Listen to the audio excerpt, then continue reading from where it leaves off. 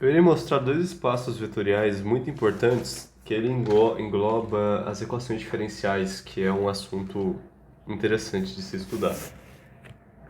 Primeiramente, eu vou mostrar o espaço C, que é um espaço de funções definidas e contínuas em A e B, entre A e B. Então, essas funções f são funções que pertencem a C, que ela está definindo o domínio AB e ela dá um valor real, tá? Ela é definida dessa maneira com esse conjunto. Então, por exemplo, toda f de x que for contínua em A e B, por exemplo, 2x mais 3, esse cara aqui ele pertence a C, que está o quê? Do menos infinito, né? Ela contínua do menos infinito a infinito. Mas também é contínuo, esse cara aqui também pertence a, por exemplo, a 1 e a menos 1 e 1, tá? Esse aqui também é contínuo de menos 1 e 1, o gráfico, só para deixar bem específico que a gente está realmente falando de funções, tá?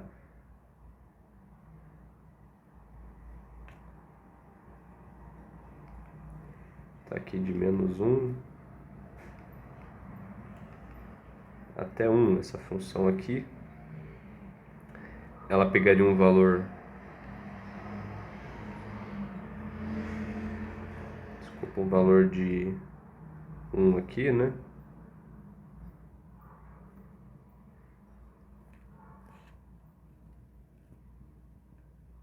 Então aqui. Então essa função ela seria essa reta aqui, né? Ela está definida dentro do C ali, tá bom? Isso aqui é um espaço vetorial. É um espaço vetorial, né? Se a gente pegar, se a gente pegar aqui, por exemplo, duas funções que tá, pegar uma função aqui e de x, uma função g 2x. Se a gente pegar essas duas funções aqui eu peguei duas funções contínuas, então duas funções que pertencem a esse conjunto aqui de funções contínuas de menos 1 a 1. Então essas aqui são duas funções que pertencem a esse conjunto. E a soma dessas duas funções vai ser uma função do tipo e de x mais 2x, o que também é uma função contínua. Então ela também fornece essa função aqui que ela é contínua. Então aqui eu tenho f de x, aqui eu tenho g de x uma reta, e aqui eu tenho quase uma reta ali, né?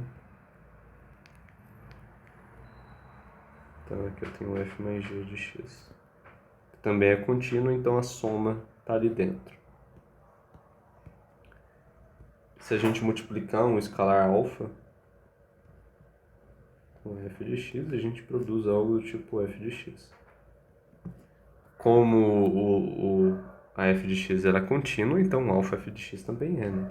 Se a gente tem uma função, por exemplo, 2x, então um alfa igual a 3 vai ser algo do tipo 6x, que também é contínua, uma reta também. E qualquer outra coisa, né? Então a multiplicação também está definida aqui no C. E o último seria a função nula, né? Que seria um f de x igual a 0 de x, é 0x. A função também é contínua. No caso, 0xn, né? Mais até o zero. Essa função também ela é contínua porque para todo x, né? Isso aqui é zero. Para todo x é zero, contínua. Então, isso aqui é um espaço vetorial.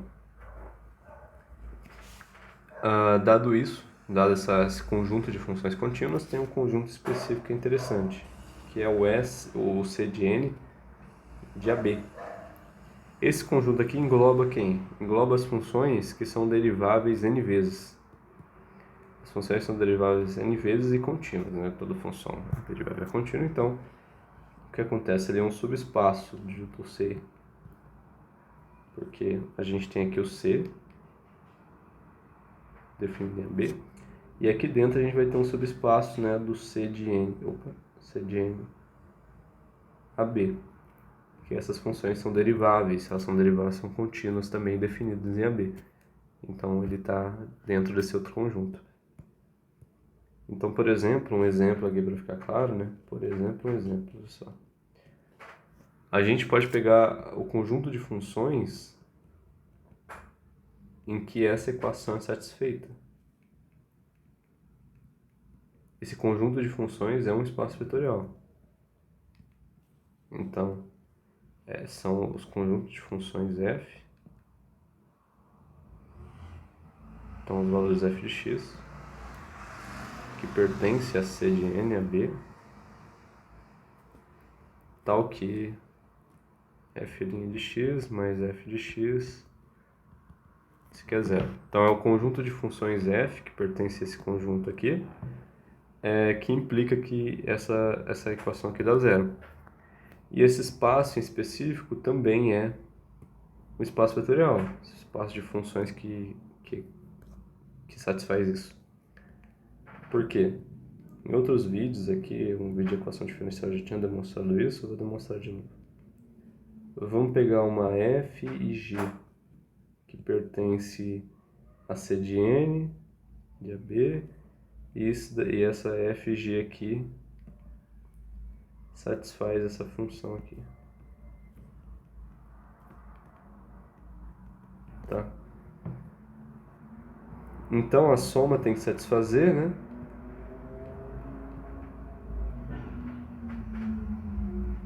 Se a gente pegar o f aqui, está sendo derivado duas vezes,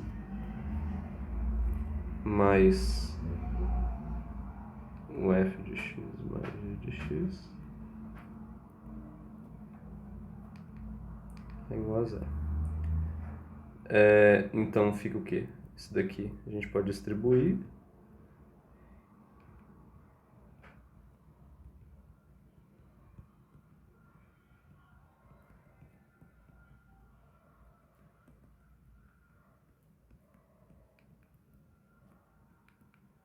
E aí a gente chega nessa conclusão aqui. Como isso daqui é uma solução, f é uma solução e g é uma solução, fica 0 mais 0 que é 0. Então a soma também é solução. Se a gente pega um alfa f de x, ele também vai ser solução. Aqui, isso aqui sai da derivada, fica alfa de f de x linha mais alfa de f de x. Isso daqui pode ser colocado em evidência o alfa, ficando f linha de x mais f de x. Isso aqui é solução, dá zero, então fica alfa de zero que dá zero. Também é solução. Então o escalar, a multiplicação da função pelo escalar também é solução. Isso, e a função nula, né? Se a gente pegar f de x igual a zero, igual a zero, então isso daqui fica o quê? A derivada dupla de zero dá zero, né? Mais zero que dá zero. Também é solução. Então isso aqui é um espaço vetorial, esse conjunto de soluções aqui, e ele pertence a C de n a b. Então esse conjunto aqui de C de n a b são as funções que podem ser deriváveis n vezes. Tá? E aí uma coisa interessante é descobrir se as nossas bases que a gente está escolhendo para essas soluções, né? Se os dois f e g, por exemplo, eles são linearmente independentes. Então é a mesma ideia, né? Como que a gente sabe se vetores são linearmente independentes, as bases? A gente tem que C1V mais C2V, a soma de todos esses caras aqui tem que dar zero, né? Com C1 até Cn igual a zero. Então a mesma coisa, a gente quer C1F1 de x, as bases dele, C2F2 de x, isso tudo aqui tem que ser zero com C1 igual a C2, etc, até Cn igual a zero. Então a mesma coisa tem que ser satisfeita para ser linearmente independente, aqui esse conjunto de bases aqui nessas soluções. Então, a gente vai ter o quê? Se esses vetores são linearmente independentes realmente, então se a gente sair derivando esses caras aqui, ó, até o Cn, então a solução ainda tem que continuar com C1 até tal igual a zero. Porque a função já era linearmente dependente. Então, quando a gente deriva, a derivada também, esses outros vetores aqui derivados, né, também vai ser linearmente independentes. E assim vai. Vai até quando? Vai até o n-1 x mais... até o n-1, a derivada n-1 aqui, vezes, né? Certo? A gente quer ver o quê? Quer ver se o F1, F2, F1 até o Fn são independentes no espaço C de n-1, ok? No intervalo AB. Quero verificar se esses vetores aqui vão ser independentes. Observe que a gente vai ter n equações, né, com n-1 equação, com n incógnitas. Ok? Perdão, né, não tem, desculpa, não tem n equações. Não tem n-1 equações, são n equações, né, porque tem a primeira aqui, ó. Então, só uma mais n-1. Tem n equações aqui. Tudo bem? Com n incógnitas. Então, a gente consegue achar uma solução. Isso aqui a gente consegue traduzir para matriz, né? A gente pode ter o quê? Uma matriz de funções aqui, suas derivadas. Com f de x, 1, f2 de x, até o fn de x. Isso aqui, né? Até o quê? Até a n-1 linha. Desculpa, até a n', perdão. Isso aqui é uma matriz n por n. N por n. Tem n linhas com n equações. Então, n-1.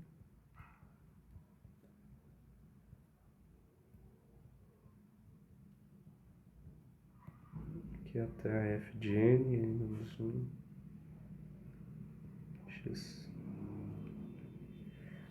Por que não o espaço c de n? Porque se fosse o caso, a gente teria o quê? O c de n mais 1. E aí a gente teria mais de uma incógnita aqui, né? Aqui a gente tem C1 até Cn, então é uma matriz o quê? N por uma. E aí já não teria que fazer a multiplicação aqui. Tá? Então aqui multiplicado pela matriz de incógnitas, C1, C2 até Cn. Isso tudo aqui tem que dar zero para ser linearmente dependente, né? A gente tem que ter uma solução trivial de C até Cn igual a zero. Então, tendo essa matriz aqui, a gente pode fazer essa matriz como f zona, né? F zona de C igual a zero. Então, se f zona CF admite inverso, a gente tem a possibilidade de multiplicar pela inversa dos dois lados. E a gente conclui que C é igual a zero. A gente tem uma solução trivial. Então, solução trivial.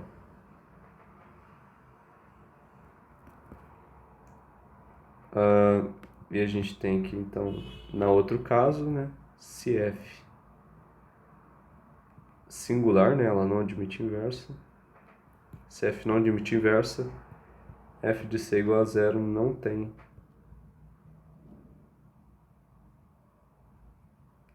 tem uma solução trivial.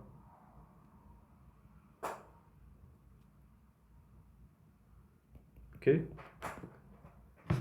Então, o que a gente vai querer fazer é descobrir se essa matriz de funções aqui ela é singular ou não. Porque descobrindo a gente consegue saber se eles são independentes ou não. E isso é com todos os vetores, tá? Em outras ocasiões a gente tem vetores V1 com C1 mais até Cn com Vn igual a zero. A gente tem coordenadas aqui. Eu vou colocar x1 mesmo, tá? Vou colocar alfa.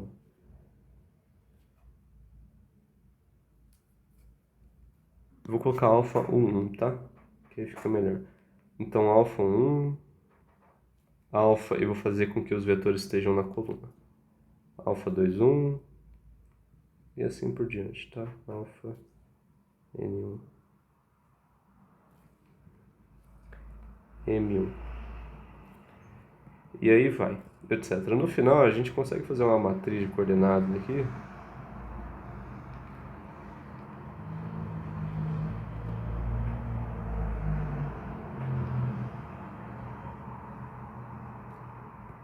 De tal forma, né? Que a gente vai ter o quê? Um N, que fica alfa 2N, que fica alfa MN. E aí a gente quer multiplicar pelas constantes C1 até Cn. Então a gente tem o quê? Um M por N e um N por 1. Ok. Isso aqui fica tudo zero. A gente quer descobrir se isso aqui é zero. Para descobrir se esses vetores são linearmente dependentes ou não, a gente tem que descobrir se esse determinante aqui, ele é o quê?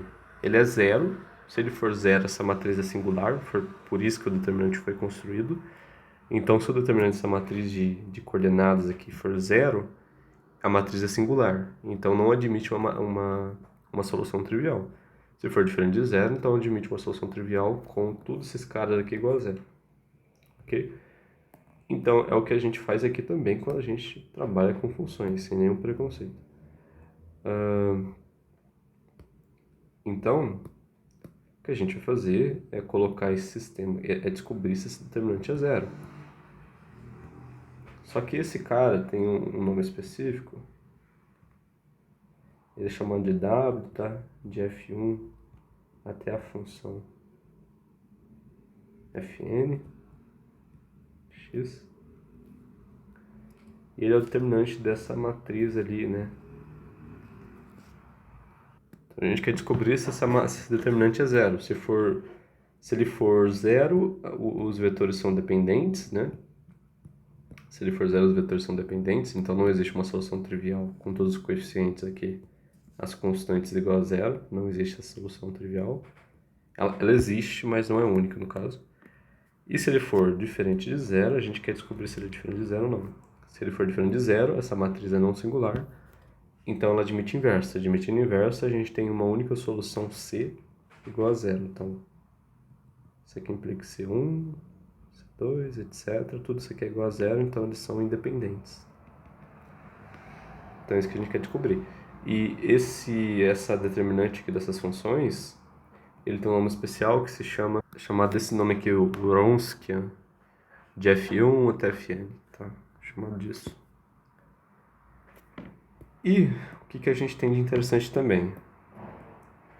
Se existe um x0, tal que esse determinante aqui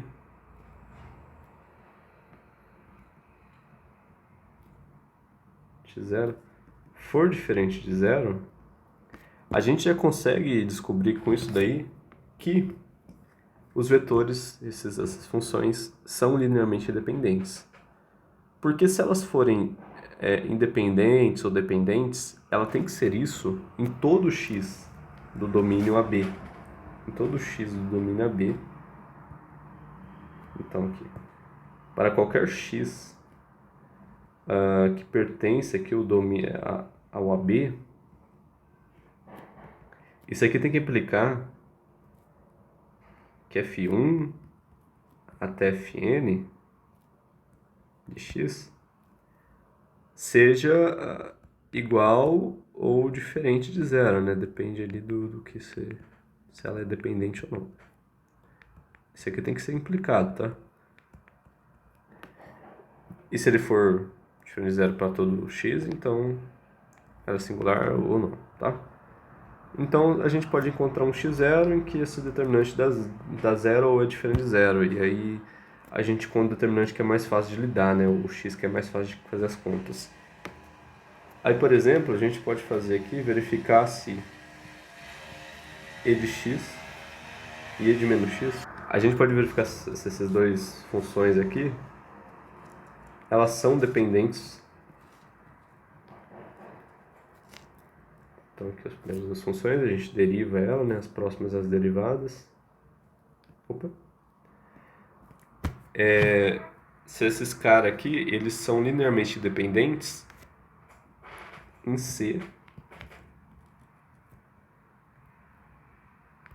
do menos infinito ao infinito. A gente quer verificar isso aqui. E o que a gente pode fazer aqui é ver o determinante dele. Fica e de menos x, menos e de x, e de menos x, né? Esse cara aqui por esse cara aqui. Esse cara dá 1, né? Porque a função dividida por ela mesma. Esse cara também dá 1. Então dá 1 menos 1 por menos 1, que dá menos 2, que é diferente de zero. Por ele ser diferente de zero, essa função aqui ele admite uma inversa, tá? A gente tem uma inversa para essa função. E tendo uma inversa para essa função, a gente conclui que esses dois vetores aqui de menos infinito a infinito são linearmente dependentes, tá?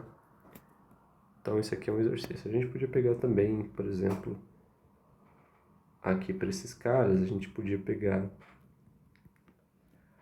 x igual a zero, que aí fica o quê? Fica 1, 1, 1, 1. Né? Aqui fica menos 1.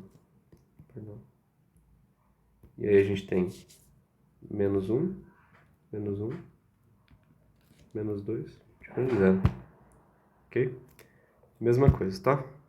E qualquer outra aqui, se for 2, fica aí a 2, e a menos 2, menos e a menos 2, e a 2. E vai dar a mesma coisa, tá? Então isso aqui é um método prático, que é a mesma coisa que se você usa para qualquer vetores que você queira verificar se eles são independentes ou não, você pode usar isso. Só que esse aqui é uma discussão desse espaço vetorial bem interessante, com aplicação para equações diferenciais, né, como encontra aqui.